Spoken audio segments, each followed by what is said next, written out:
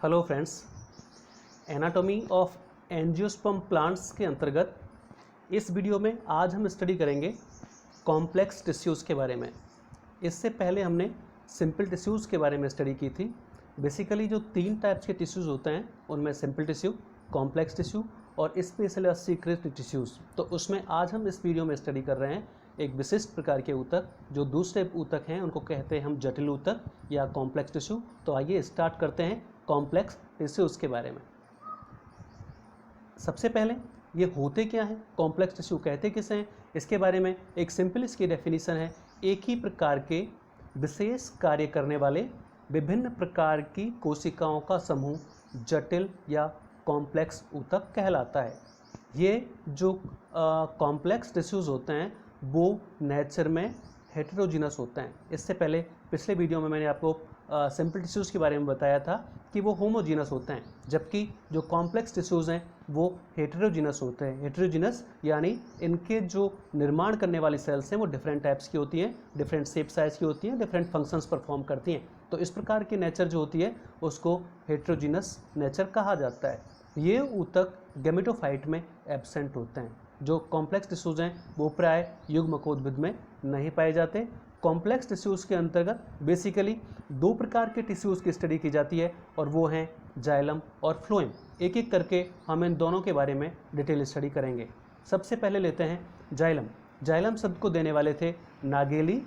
ये जो xylem tissues होते हैं वो प्लांट में वाटर और मिनरल्स का परिवहन का कार्य करते हैं, अर्थात जड़ों द्वारा अवशोषित जल और खनिज लवणों को ऊपरी भागों तक पहुंचाने का कार्य जो किया जाता है वो जाइलम के द्वारा किया जाता है। और ये फ्लोएम के साथ मिलकर प्लांट में वैस्कुलर बंडल्स का निर्माण करते हैं, अर्थात जाइलम और फ्लोएम जॉइंटली वैस्कुलर बंडल्स कहलाते हैं।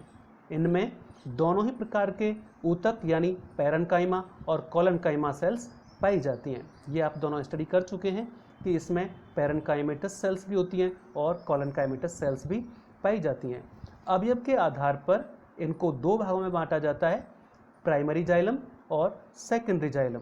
इन दोनों में क्या डिफरेंस है, इसके ऊपर आप पहला ही पॉइंट में देख रहे हैं कि प्राइमरी जाइलम पादप के शरीर की प्राथमिक वृद्धि में उपस्थित होते हैं, अर्थात जब प्लांट की प्राइमरी ग्रोथ हो रही होती है उस वक्त निर्माण होता है प्राइमरी जाइलम का, और इनका निर्माण बेसिकली प्रोकैम्बियम सेल से होता है। प्राइमरी जाइलम का निर्माण प्रोकैम्बियम सेल से होता है। यह है प्रोटोजाइलम और मेटाजाइलम, दो भागों में विभाजित होता है। तो प्राइमरी जाइलम के दो भाग कौन कौन से होते हैं, प्रोटोजाइलम और मेटाजाइलम। प्लांट में जब सेकेंडरी ग्रोथ होती है तो उस वक्त जो निर्माण होता है वो सेकेंडरी जाइलम कहलाता है। तो प्राइमरी ग्रोथ के दौरान प्राइमरी जाइलम बनता है और सेकेंडरी ग्रोथ के दौरान सेकेंडरी जाइलम का निर्माण होता है। जाइलम बेसिकली चार कंपोनेंट्स से मिलकर बना होता है। ये चार कंपोनेंट्स हैं वाहिनिकाएं या ट्रैकिड्स, वाहिकाएं या बेसल्स, जाइलम तंतु जिन्हें जाइलम फाइबर्स भी कहते हैं, और एक जाइलम मृदुतक जिसे जाइलम पैरेन्काइमा कहते हैं। एक एक करके इन चारों के बारे में स्टडी करते हैं।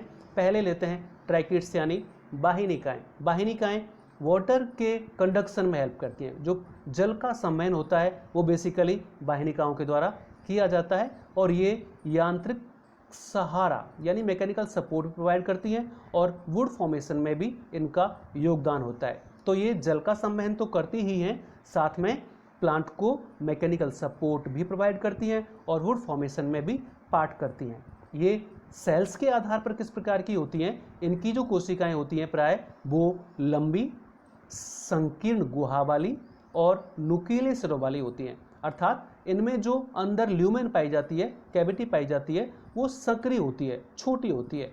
इनकी कोशिका भित्ति में लिग्निन की थिकनिंग पाई जाती है और लिग्निन की थिकनिंग की वजह से ही जो इनकी ल्यूमेन है या जो कैविटी है अंदर वो सक्रिय हो जाती है। यहाँ पर जो थिकनिंग्स पाई जाती हैं वो कई प्रकार की हो सकती हैं, जैसे एन्यूलर, स्पाइरल, स्क्लेरिफॉर्म, रेटिकुलेट या पिटेड, अनेक प्रकार की इनमें थिकनिंग्स पाई जाती हैं। ट्रैकिड्स जो होती हैं वो टेरिडोफाइट्स, जिम्नोस्पर्म्स और एंजियोस्पर्म्स के जाइलम में पाई जाती हैं। इनके डिफरेंस को आप डायग्राम में थोड़ा देख सकते हैं कि इनमें किस प्रकार की थिकनिंग्स पाई जाती हैं और सेल्स का शेप किस प्रकार का होता है। तो यहाँ आप इनको डायग्राम में देखकर विभेदित कर पाएंगे जब आप वेसल्स पढ़ेंगे, दूसरा पार्ट इसका जो आएगा। इसके अलावा जो ये ट्रैकिड्स होती हैं वो एक दूसरे से ऊपर जुड़कर, एक के ऊपर एक जुड़कर लंबी पंक्ति का निर्माण करती हैं, लेकिन आपस में ये एक दूसरे से क्रॉस वॉल द्वारा सेपरेट भी रहती हैं। तो एक के ऊपर एक जुड़कर तो ये पूरी की पूरी एक लंबी रो बनाती हैं, लेकिन आपस में जो एक दूसरे से सेपरेट रहती हैं वो एक क्रॉस वॉल के द्वारा आपस में एक दूसरे से सेपरेट रहती हैं। तो जाइलम का पहला जो कंपोनेंट हुआ वो हुआ ट्रैकिड्स। दूसरा कंपोनेंट्स है वेसल्स या वाहिकाएं। ये लंबी, चौड़े सिरे वाली और चौड़ी अभिकाशिका वाली बेलनाकार तत्व हैं। अब आप जैसे ही वाहिनी का अभी हमने पहले पढ़ा था और इसको देखेंगे तो यहाँ पर इन सेल्स में आपको डिफरेंस नजर आएगा। इसी आधार पर आपको ये देखना चाहिए कि वेसल्स और ट्रैकिड्स में डिफरेंस क्या है। ये आप अपनी कॉपी में नोट भी करना चाहिए आपको कि दोनों में डिफरेंस क्या है। यहाँ पर इनका देख रहे हैं, इनके सिरे चौड़े होते हैं, साथ में इनमें जो ल्यूमेन होती है वो भी चौड़ी होती है, जबकि ट्रैकिड्स में ल्यूमेन सकरी थी और इनकी शेप बेलनाकार यानी सिलेंड्रिकल होती है। ये भी पानी के संवहन में पाइपलाइन की तरह कार्य करती हैं। इनकी कोशिका भित्ति पर लिग्निन की थिकनिंग पाई जाती है और ये जो लिग्निन की थिकनिंग है यहाँ भी ट्रैकिड्स की तरह कई प्रकार की हो सकती है, चाहे वो बलियाकार हो, सर्पिल हो, सोपानवत या जालीदार। इस प्रकार से जिस प्रकार ट्रैकिड्स में डिफरेंट टाइप्स की थिकनिंग्स पाई जाती है लिग्निन की, सिमिलरली वेसल्स में भी कई प्रकार की थिकनिंग पाई जाती है। कोशिका भित्ति में कई बॉर्डर्ड पिट्स पाए जाते हैं, इनमें भी बॉर्डर्ड पिट प्रेजेंट होते हैं। इसके अलावा अगर इनकी अंतःभित्ति को देखेंगे आप, जो इनर वॉल्स हैं उनमें छिद्रित प्लेट के रूप में वो पाई जाती है, अर्थात उनमें खूब सारे छिद्र पाए जाते हैं। ये जो वेसल्स होती हैं कठोर लकड़ी या छिद्रित लकड़ी का निर्माण करती हैं, अर्थात वुड फॉर्मेशन में जिस प्रकार से ट्रैकिड्स हेल्प करती हैं उसमें ये वेसल्स भी हेल्प करती हैं, लेकिन जो कठोर कास्ट जिसको हार्डवुड कहते हैं उसके निर्माण में बेसिकली वेसल्स का योगदान होता है। यहाँ पर जो इनकी ल्यूमेन है वो संकीर्ण अभिकाश का गुहा वाली, और इसके अलावा दो प्रकार के जो जाइलम तत्व अभी आपको बताए थे, प्रोटोजाइलम और मेटाजाइलम, उनमें ये अलग अलग प्रकार की पाई जाती हैं वेसल्स। इस आधार पर आप देख पा रहे हैं कि संकीर्ण अभिकाश का या गुहा वाली वाहिकाएं प्रोटोजाइलम में और चौड़ी अभिकाश का या गुहा वाली वाहिकाएं मेटाजाइलम में पाई जाती हैं। इसका मतलब मेटाजाइलम में जो ल्यूमेन होती है वो चौड़ी होती है, जबकि प्रोटोजाइलम में जो ल्यूमेन होती है वो सक्रिय या नैरो होती है। वाहिकाएं पानी के परिवहन, पादप को यांत्रिक सहारा और लकड़ी के निर्माण का कार्य करती हैं। तो तीनों कार्य जो वेसल्स में थे कहीं ना कहीं वही तीनों कार्य ट्रैकिड्स में जो तीनों कार्य थे वही की वही तीनों के कार्य यहाँ पर वेसल्स में भी आप मेंशन कर रहे हैं, अर्थात पानी का परिवहन, साथ में प्लांट को मैकेनिकल सपोर्ट प्रोवाइड करना और वुड फॉर्मेशन में हेल्प करना, ये वेसल्स भी करती हैं और ट्रैकिड्स भी ये कार्य करती हैं।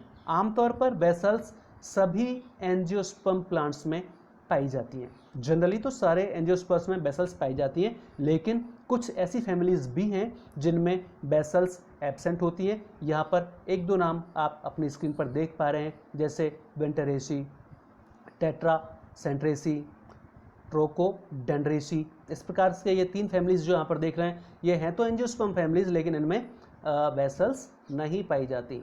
ये डायग्राम में आप इनमें और वाहिनिकाओं जो ट्रैकिड्स थी उनमें डिफरेंस देख सकते हैं। इनकी शेप और साइज में डिफरेंस आप देख रहे हैं, हालांकि जो थिकनिंग है वो लगभग दोनों में एक जैसी ही पाई जाती है। इसके बाद जिम्नोस्पर्म में वेसल्स एब्सेंट होती हैं, ये आप पढ़ चुके हैं, क्योंकि हम अभी एंजियोस्पर्म प्लांट पढ़ रहे हैं, इसका मतलब जिम्नोस्पर्म पहले आप पढ़ चुके होंगे। तो जिम्नोस्पर्म प्लांट्स में जनरली वेसल्स एब्सेंट होती हैं। तो इस प्रकार से कुछ ऐसे प्लांट हैं जिनमें प्रेजेंट हो सकती हैं, लेकिन प्राय जिम्नोस्पर्म्स में वाहिकाएं नहीं पाई जाती। तो इस प्रकार से दूसरा एलिमेंट हुआ इसका वेसल्स। तीसरा एलिमेंट हुआ जाइलम फाइबर्स। ये जाइलम में पाई जाने वाली मृत दृढ़ोतक कोशिकाएं होती हैं। ये डेड सेल्स होती हैं जो कि स्क्लेरेंकाइमेटस होती हैं। इनकी सेल्स की शेप अगर आप देखें तो ये लंबे, मोटी लिग्निन युक्त कोशिका भित्ति और नुकीले सिरों वाली कोशिकाएं होती हैं। अर्थात जिस प्रकार से वाहिकाएं और वाहिनिकाओं की शेप आपने देखी, यहाँ पर भी आपको मेंशन करनी है कि ये लंबी कोशिकाएं होती हैं, इनमें भी मोटी थिकनिंग पाई जाती है लिग्निन की और इनके सिरे नुकीले होते हैं।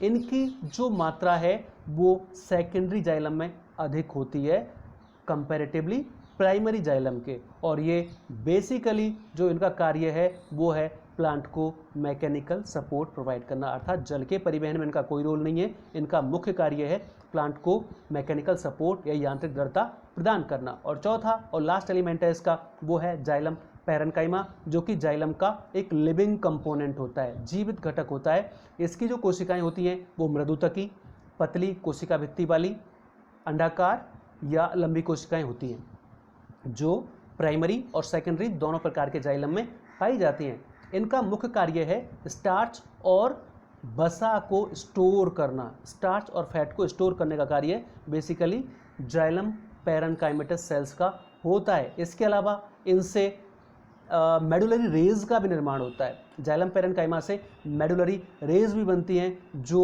वाटर के रेडियल कंडक्शन में हेल्प करती हैं।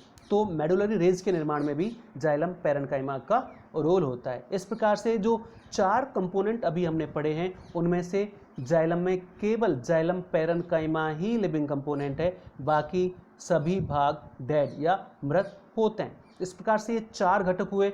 इनके कार्य अगले हम देखेंगे कि कार्य क्या करते हैं, क्योंकि चारों भागों के कार्य हम साथ में कर चुके थे, यहाँ पर सिर्फ उनके जनरल मेंशन किए हैं।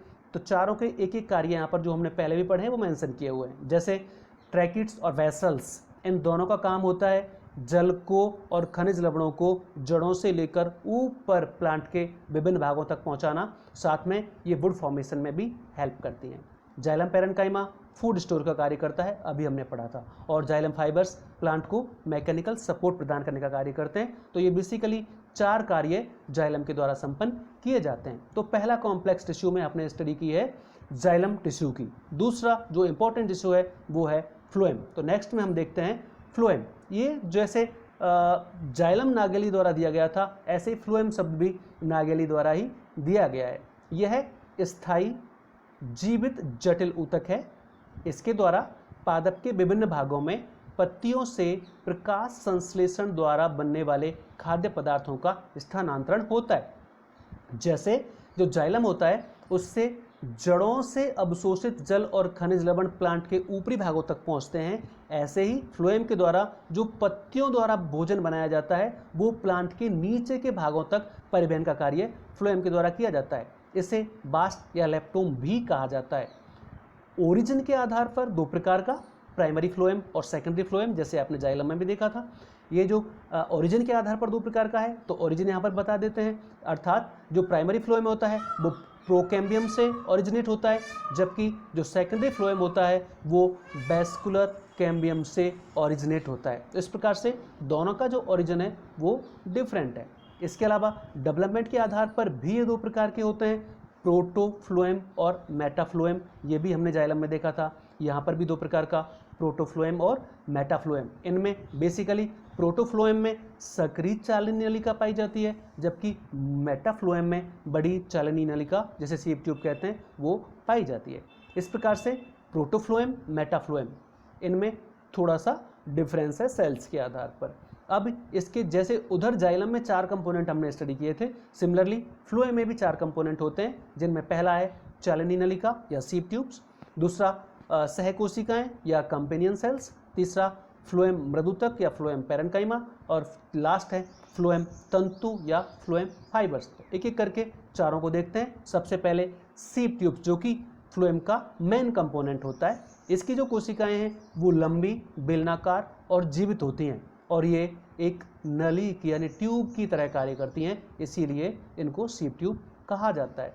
ये सेलुलोज की पतली भित्ति युक्त कोशिकाएं हैं, अर्थात इनकी जो सेल वॉल होती है वो पतली होती है और सेलुलोज से बनी होती है। जो मैच्योर सीप ट्यूब्स होती हैं उनमें न्यूक्लियस एब्सेंट होता है। मैच्योर सीप ट्यूब्स में मींस यंग सीप ट्यूब्स में न्यूक्लियस पाया जाता है, ये ध्यान रखने वाली बात है। तो जब सीप ट्यूब मैच्योर हो जाती है तो उनमें जो केंद्रक है वो अप्रसित या डिजेनरेट हो जाता है, और उस स्थिति में इसको एब्सेंट माना जाता है, और जीव द्रव्य में बड़ी रिक्तिका पाई जाती है, अर्थात न्यूक्लियस एब्सेंट, और वैक्यूल्स इसमें बड़ी बड़ी पाई जाती हैं। जिम्नोस्पर्म्स में सीप ट्यूब के स्थान पर सीप सेल्स पाई जाती हैं। जिम्नोस्पर्म प्लांट में सीप ट्यूब के स्थान पर जो दूसरी सेल्स होती हैं उन्हें सीप सेल्स कहा जाता है। दो सीप ट्यूब्स के बीच कई छिद्रित चालनी प्लेट्स पाई जाती हैं, सीप प्लेट्स पाई जाती है। दो जो सीप ट्यूब्स हैं उनके बीच जो एक पिटेड प्लेट पाई जाती है उसे सीप प्लेट कहा जाता है। यहाँ थोड़ा सा इनमें डिफरेंस होता है, दो अलग अलग जो सीज़न आते हैं, एक सर्दियों का मौसम और एक बसंत का मौसम, उसमें यहाँ पर कुछ डिफरेंस आप देखेंगे। जैसे सर्दियों के मौसम के दौरान इसमें एक पॉलीसैकेराइड जिसे कैलोज कहते हैं वो सीप प्लेट्स पर जमा हो जाता है। सर्दियों के दौरान सीप प्लेट्स पर एक विशिष्ट प्रकार का पॉलीसैकेराइड जमा हो जाता है जिसे कैलोज कहते हैं, और इस कैलोज के जमाव से बनने वाली स्ट्रक्चर कैलोज प्लग कहलाती है। और इस कैलोज प्लग के बन जाने से जो भोजन का परिवहन है वो रुक जाता है, अर्थात ये कैलोज प्लग भोजन के परिवहन को रोक देता है।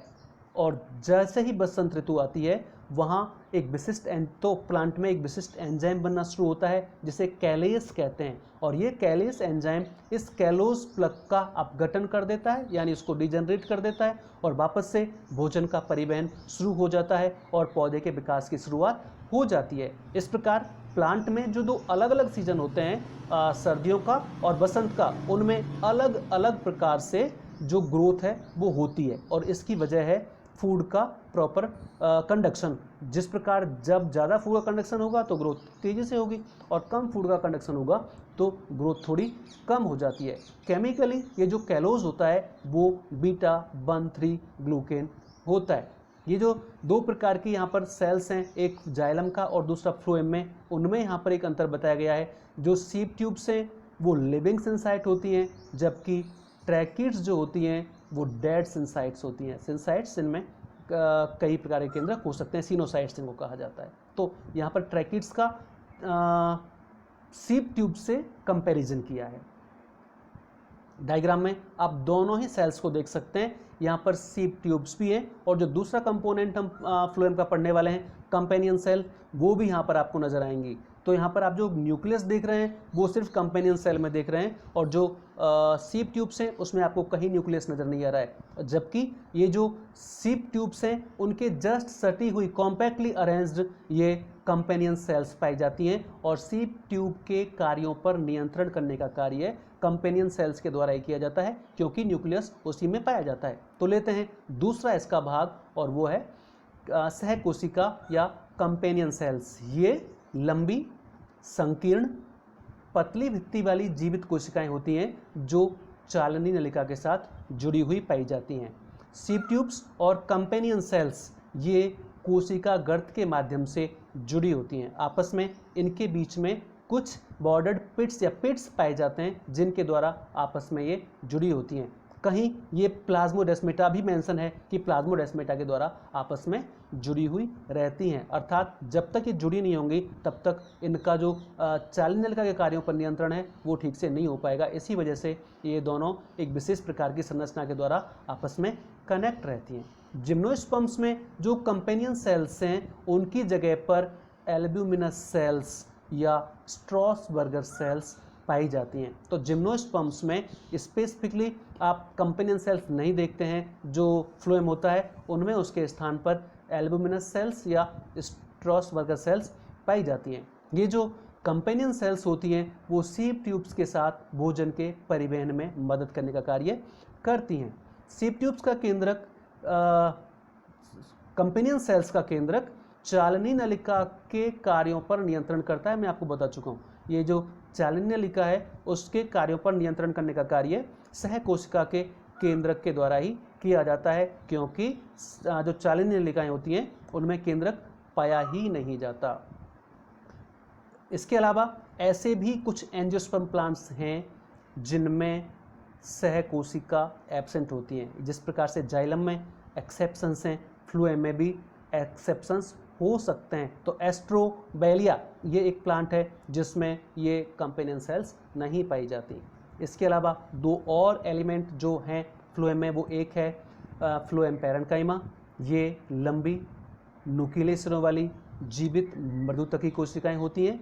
सभी मोनोकॉट्स और डाइकॉट्स, ये है सभी एक बीजपत्री पादपों और द्विबीजपत्री खासकर रेननकुलस में एब्सेंट होती हैं। इनको बास्ट पैरेन्काइमा भी कहा जाता है। और लास्ट इसका एलिमेंट है वो है फ्लोएम फाइबर्स। इसकी कोशिकाएं मृत, लंबी और दृढ़ोतकी होती हैं।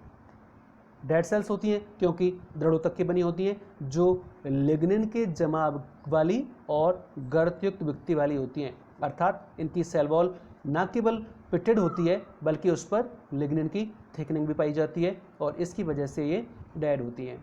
ये चालनी तत्वों को दृढ़ता प्रदान करता है।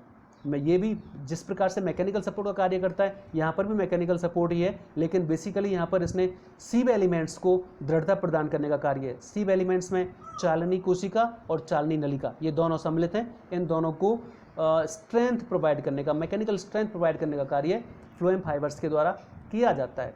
ये प्राइमरी फ्लोएम में एब्सेंट और सेकेंडरी फ्लोएम में प्रेजेंट होते हैं। अर्थात जो फ्लोएम फाइबर्स होते हैं वो प्राइमरी फ्लोएम में नहीं पाए जाते, केवल सेकेंडरी फ्लोएम में ही पाए जाते हैं। और जैसा कि अभी मैंने आपको बताया था, इनका बेसिकली कार्य है मैकेनिकल सपोर्ट प्रोवाइड करना। तो ये फ्लोएम के 4 प्रमुख कंपोनेंट आपने पढ़े। यहाँ पर डिफरेंस आप डायग्राम के द्वारा देख सकते हैं कि इनमें क्या अंतर है फ्लोएम के जो डिफरेंट एलिमेंट्स हैं।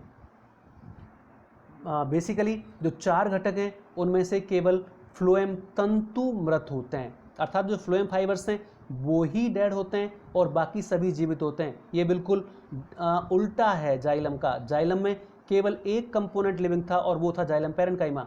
यहाँ पर केवल एक डेड है और वो है फ्लोएम फाइबर्स, बाकी सारे के सारे लिविंग कंपोनेंट हैं। तो ये आप इसमें डिफरेंस कर सकते हैं। और लास्टली फ्लोएम के कुछ प्रमुख कार्य जो आप ऑलरेडी स्टडी कर चुके हैं, जैसे ये भोजन का परिवहन का कार्य करता है। बेसिकली पत्तियों द्वारा बनने वाले भोज्य पदार्थों को प्लांट के डिफरेंट पार्ट्स को पहुंचाने का कार्य इसके द्वारा किया जाता है। इसके अलावा जो सेकेंडरी फ्लोएम होते हैं, सेकेंडरी फ्लोएम फाइबर्स होते हैं, वो इकोनॉमिकली इम्पोर्टेंट होते हैं, अर्थात इकोनॉमिकली भी इनका महत्व होता है। इसके साथ साथ फ्लोएम पैरेन्काइमा, इसमें रेंजिन, लेटेक्स, म्यूसिलेज इत्यादि का स्टोर होता है जो कि अपने आप में इम्पॉर्टेंट होता है।